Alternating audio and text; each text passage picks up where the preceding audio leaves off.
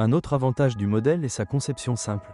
Une suspension avec jambes de force McPherson, ressorts hélicoïdaux et barres stabilisatrices à l'avant et une suspension multibras avec poutre de torsion à l'arrière assurent une conduite douce et stable et des coûts de réparation relativement faibles.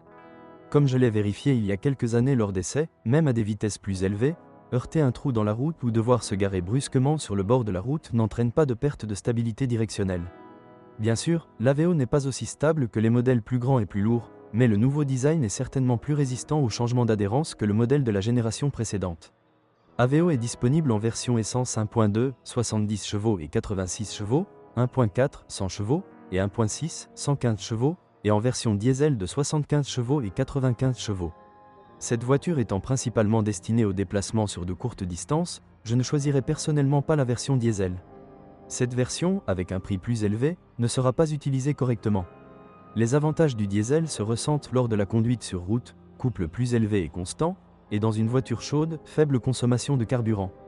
En ville, nous conduisons principalement sur de courtes distances, où le véhicule n'atteint pas la température de fonctionnement appropriée, et de plus, conduire un moteur diesel en ville implique la nécessité de changer de vitesse plus souvent. De plus, à l'heure actuelle, la différence de prix entre le gazole et l'éthylène est quasiment inexistante. Donc dans mon cas le choix se porterait sur un moteur essence. Je vais probablement décevoir beaucoup de gens en disant que je ne choisirai pas le moteur 1.6. C'est le moteur le plus puissant offrant de bonnes performances, mais il est peu utile en ville. Mon choix se porterait donc sur 1.2 86 ch ou 1.400 ch.